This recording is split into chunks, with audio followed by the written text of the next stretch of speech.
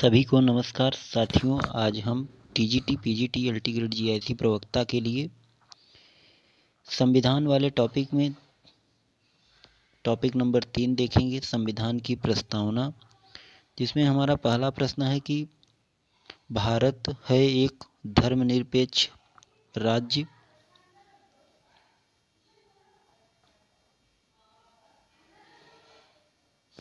या हिंदू राष्ट्र या हिंदू मुस्लिम राष्ट्र या इनमें से कोई नहीं, तो भारत एक धर्मनिरपेक्ष राज्य है। पहला विकल्प सही है।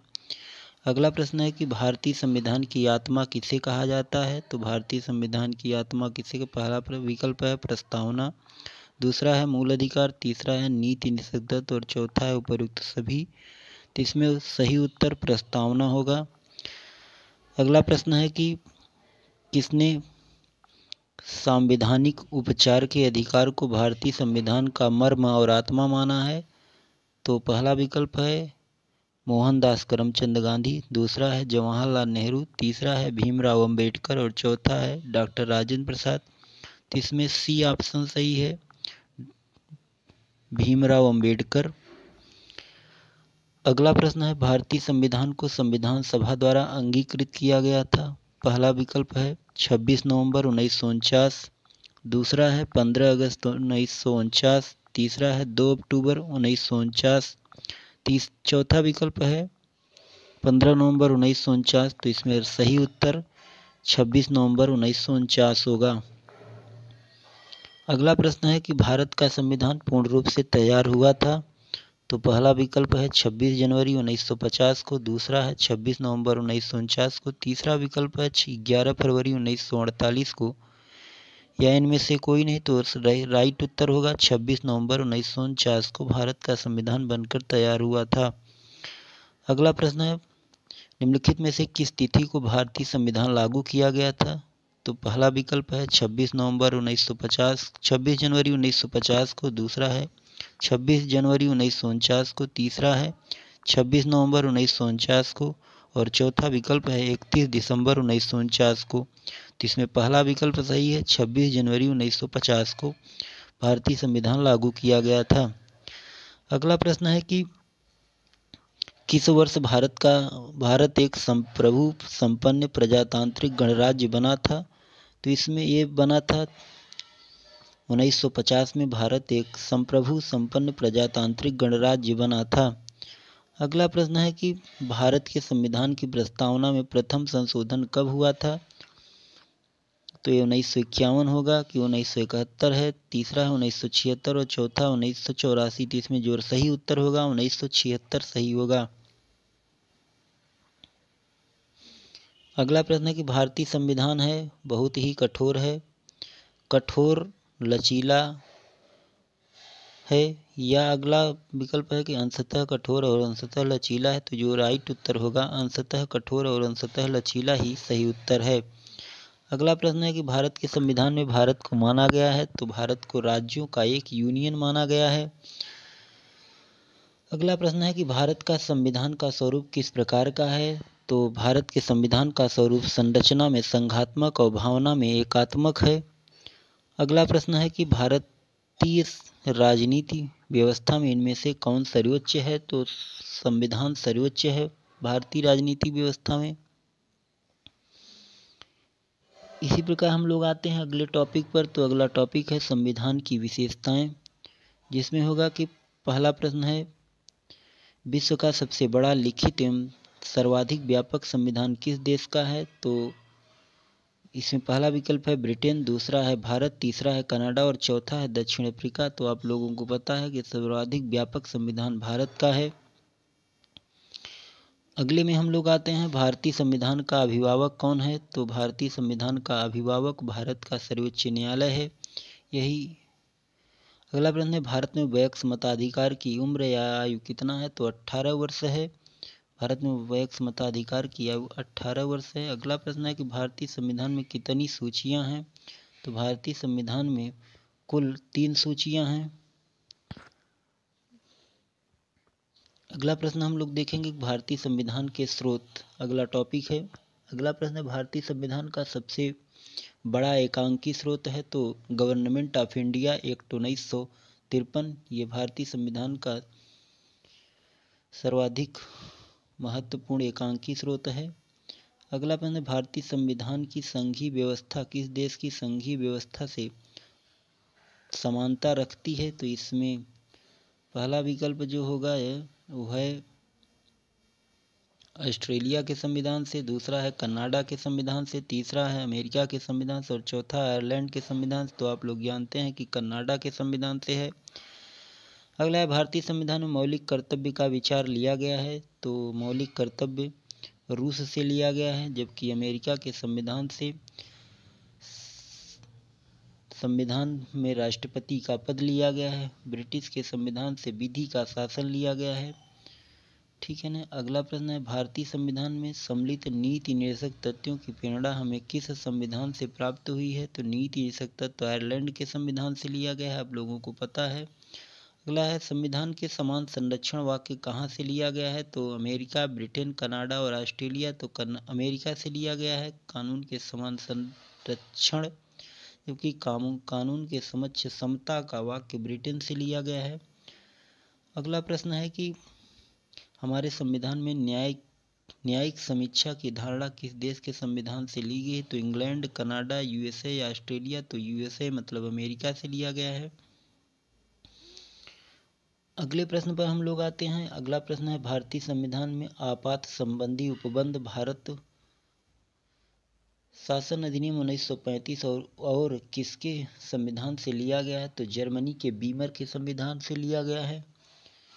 अगला प्रश्न है कि सूची 1 को सूची 2 से मिलान करना है और सही उत्तर का चयन करना है। तो मूल अधिकार है, मूल अधिकार अमेरिका के संविधान से लिया गया है। शासन की संसदीय प्रणाली ब्रिटेन के संविधान से लिया गया है। आपात उपबंध जर्मनी से लिया गया, जबकि नीति निषेध तंत्र आयरलैंड के संविधान से लिया गया है। आगे हम लोग चलेंगे। अगला प्रश्न है हम लोगों का, अगला टॉपिक है संविधान के भाग। तो संविधान के भाग में अगला टॉपिक है, भारतीय संविधान में कुल कितने भाग हैं? तो भारतीय संविधान में कुल 22 भाग हैं। भारतीय संविधान के किस भाग में पंचायती राज से संबंधित प्रावधान है? तो भाग 9 में पंचायती राज से संबंधित प्रावधान है। अगला प्रश्न, संविधान के किस भाग में नीति निषेध तथ्यों का उल्लेख किया गया है? तो भाग 3 है कि भाग 4 की भाग 2 की भाग 9। तो भाग 4 में इसका उल्लेख किया गया है। अगला प्रश्न है कि भारतीय संविधान के किस भाग में मूल अधिकार का उल्लेख किया गया? तो भाग 3 में मूल अधिकारों का उल्लेख किया गया है। अगला प्रश्न है कि संविधान के किस भाग में मूल कर्तव्यों का उल्लेख है? तो भाग 4 क में मूल कर्तव्यों का उल्लेख किया गया है। संविधान के किस भाग में नागरिकता संबंधी उल्लेख किया गया है? तो नागरिकता संबंधी उल्लेख भाग 2 में किया गया है। अब आगे हम लोगों का अगला टॉपिक है अनुसूचियां। वर्तमान में भारतीय संविधान में कुल कितनी अनुसूचियां हैं? तो कुल 12 अनुसूचियां हैं, जबकि मूल संविधान में 8 अनुसूचियां थी। मूल संविधान में कुल कितनी अनुसूचियां हैं? तो 8 अनुसूचियां हैं। किस अनुसूची में भारतीय गणराज्य के राज्यों और केंद्र शासित प्रदेशों का उल्लेख किया गया है? तो अनुसूची प्रथम में इसका उल्लेख है। संविधान के प्रथम संशोधन द्वारा किस अनुसूची को संविधान में सम्मिलित किया गया था? 9वीं अनुसूची के द्वारा सम्मिलित किया गया था। 73वें संविधान संशोधन अधिनियम द्वारा भारतीय संविधान में कौन सी अनुसूची जोड़ी गई थी? तो 73वें के द्वारा 11वीं अनुसूची और 74वें संविधान संशोधन के द्वारा 12वीं अनुसूची जोड़ी गई थी। भारतीय संविधान में 22 भाषाओं को राजभाषा का दर्जा दिया गया है। इन राजभाषाओं का उल्लेख भारतीय संविधान की किस अनुसूची में है उल्लेख? तो पहला ऑप्शन है 7वीं अनुसूची, दूसरा ऑप्शन है 8वीं अनुसूची, तीसरा ऑप्शन है 9वीं अनुसूची और चौथा ऑप्शन है 10वीं अनुसूची। तो दूसरा ऑप्शन सही है, 8वीं अनुसूची में 22 भाषाओं का उल्लेख किया गया है। दल बदल के आधार पर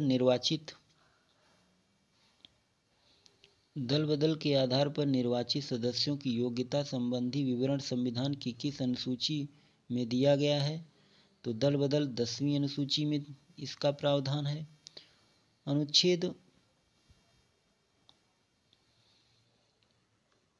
संविधान सभा द्वारा अंतिम रूप से पारित संविधान में कुल कितने अनुच्छेद तथा कितनी अनुसूचियां हैं? तो 395 अनुच्छेद और 8 अनुसूचियों का प्रावधान किया गया है। भारतीय संविधान के किस अनुच्छेद में नागरिकता संबंधी प्रावधान है? तो अनुच्छेद 5 से लेकर 11 तक नागरिकता संबंधी प्रावधान भारतीय संविधान में है। भारतीय संविधान के किस अनुच्छेद के अंतर्गत नागरिकों को मौलिक अधिकार प्रदान किए गए हैं? तो अनुच्छेद 12 से लेकर 35 तक नागरिकों को मौलिक अधिकार प्रदान किए गए हैं। अगला प्रश्न है हमारा, निम्नलिखित में से भारतीय संविधान के कौन से अनुच्छेद में किसी भी रूप में अस्पृश्यता निषेध के लिए प्रावधान है?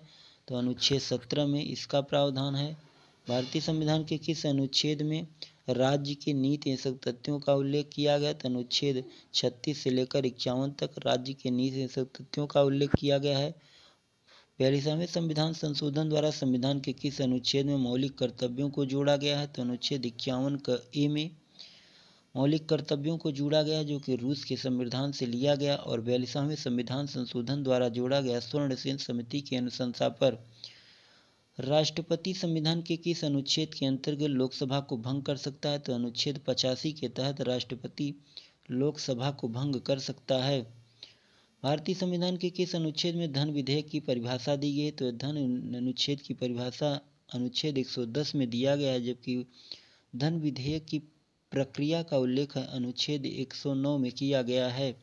भारतीय संविधान के किस अनुच्छेद के अंतर्गत राष्ट्रपति द्वारा अध्यादेश जारी किया जा सकता है? तो अनुच्छेद 123 के द्वारा राष्ट्रपति अध्यादेश जारी कर सकता है, जबकि अनुच्छेद 213 के तहत राज्यपाल अध्यादेश जारी कर सकता है।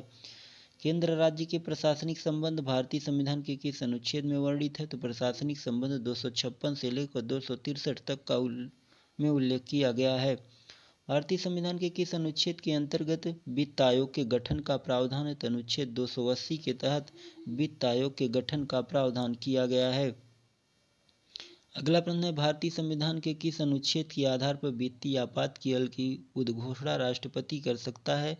तो वित्तीय आपातकाल की घोषणा राष्ट्रपति 360 के अंतर्गत कर सकता है। राष्ट्रीय आपातकाल की घोषणा राष्ट्रपति 352 के अंतर्गत कर सकता है, जबकि आपातकाल की घोषणा राष्ट्रपति 300 किसी राज्य में आपात संवैधानिक तंत्र के विफल होने पर राष्ट्रपति उस राज्य में आपातकाल की घोषणा 356 के अंतर्गत करेगा। प्रेस की स्वतंत्रता भारतीय संविधान के किस अनुच्छेद में दिया गया है? तो अनुच्छेद 19 में प्रेस की स्वतंत्रता दी गई है। अनुच्छेद 14 में विधि के समक्ष समानता का वाक्य है, जबकि अनुच्छेद 16 में अवसर के समानता की बात की गई है और अनुच्छेद 21 में जीवन या प्राण एवं दैहिक स्वतंत्रता की बात किया गया है। संविधान के किस अनुच्छेद में संविधान के संशोधन की प्रक्रिया का उल्लेख है? तो संविधान में संशोधन की प्रक्रिया का उल्लेख 362 के अनुच्छेद में है। जम्मू कश्मीर में कौन सी धारा के अंतर्गत पहले विशेष राज्य का दर्जा दिया गया था? तो अनुच्छेद 370 के तहत विशेष राज्य का दर्जा दिया गया था, जो कि अब समाप्त कर दिया गया है। अनुच्छेद 356 का संबंध किससे है? तो राष्ट्रपति शासन से है। संघ और राज्यों का राज्य क्षेत्र है। संघ और राज्यों का राज्य क्षेत्र है, तो यह है राज्यों का एक संघ है भारत। मूल संविधान में राज्यों को कितने वर्गों में रखा गया था? तो 4 वर्गों में रखा गया था। मूल संविधान में राज्यों की संख्या कितनी थी? तो मूल संविधान में राज्यों की संख्या 27 थी।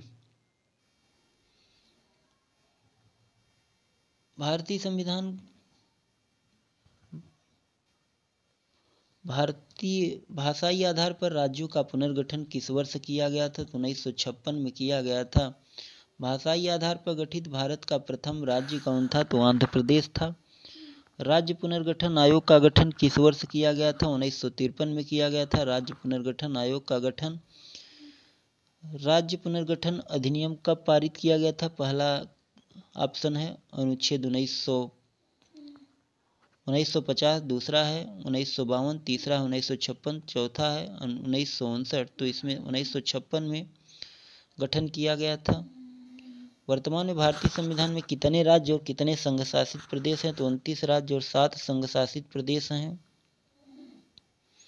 निम्नलिखित में से किस वर्ष सिक्किम 36वें संविधान संशोधन के तहत राज्य का दर्जा दिया गया पूर्ण राज्य का? तो 1975 में इसे पूर्ण राज्य का दर्जा दिया गया था, जबकि 35वें संविधान संशोधन के तहत इसे सह राज्य का दर्जा दिया गया था।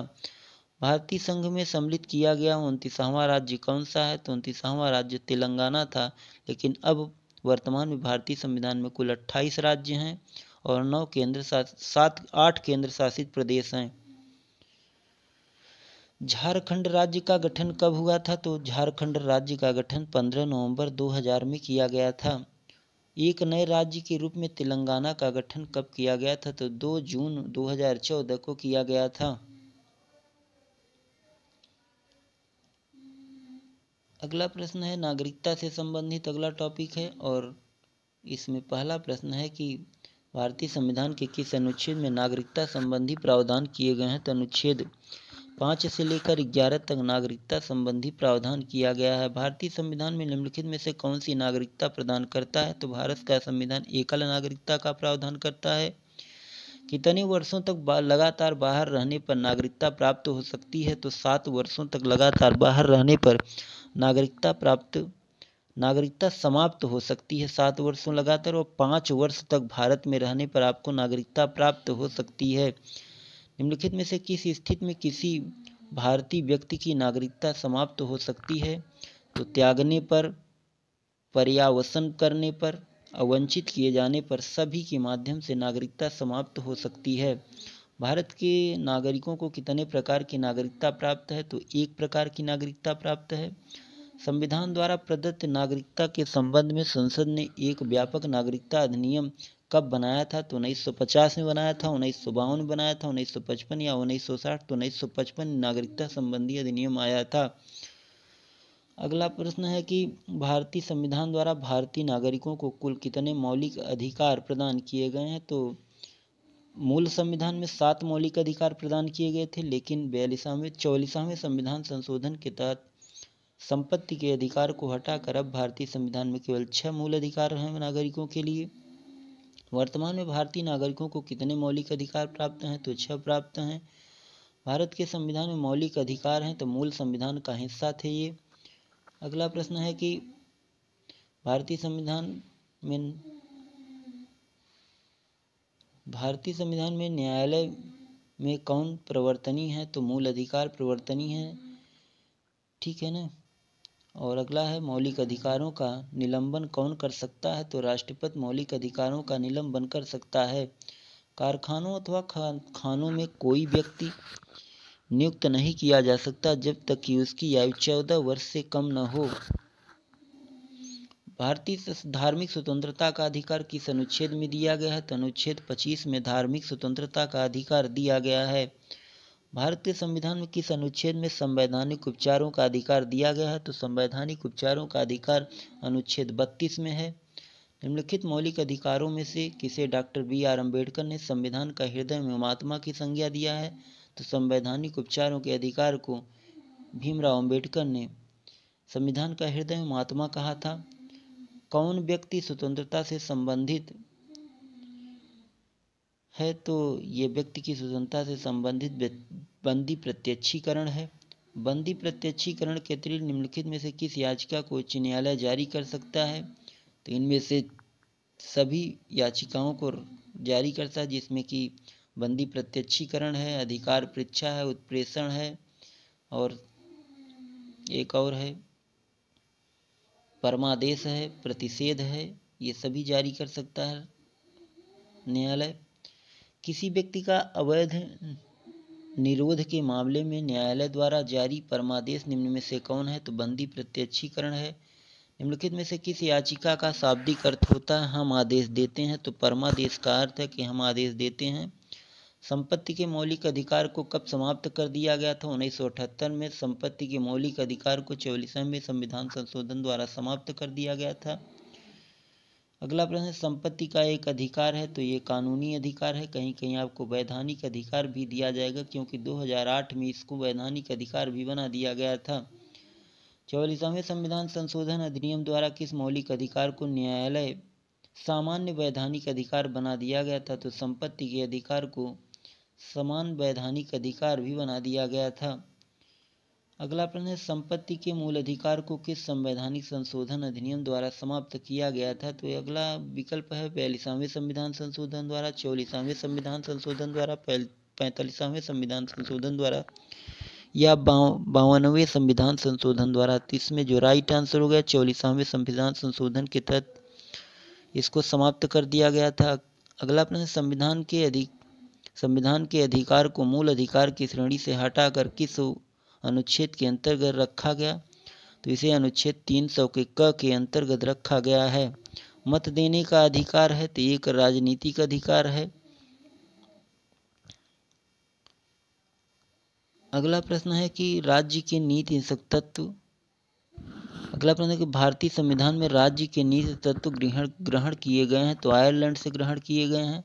भारतीय संविधान के किस अनुच्छेद में राज्य के नीति निषेधक तथ्यों का उल्लेख है? तो 36 से लेकर 51 तक राज्य की नीति निषेधक तथ्यों का उल्लेख है। संविधान में कल्याणकारी राज्य का आदेश दिया गया है? तो नीति निर्देशक तथ्यों में दिया गया है। नीति निर्देशक तत्व सिद्धांत है, तो ये वाद योग्य नहीं है। अगला प्रश्न है कि भारत के संविधान में अंतर्राष्ट्रीय सुरक्षा को प्रोत्साहन देना सन्निहित है? तो राज्य के नीति निषेधक तथ्यों के अंतर्गत अनुच्छेद 51 में इसका प्रावधान है। भारत के किस राज्य में समान नागरिक संहिता लागू है? तो गोवा में समान नागरिक संहिता लागू है। राज्य के नीति सिद्धांतों के अनुसार किस आयु तक के बच्चों को निःशुल्क एवं अनिवार्य शिक्षा देने की आशा की जाती है? तो 14 वर्ष तक के बच्चों को निःशुल्क अनिवार्य शिक्षा देने का प्रावधान है। लोकसभा और राज्यसभा की संयुक्त बैठक कब होती है? तो लोकसभा और राज्यसभा में मतभेद होने पर संयुक्त बैठक का प्रावधान किया गया है। तो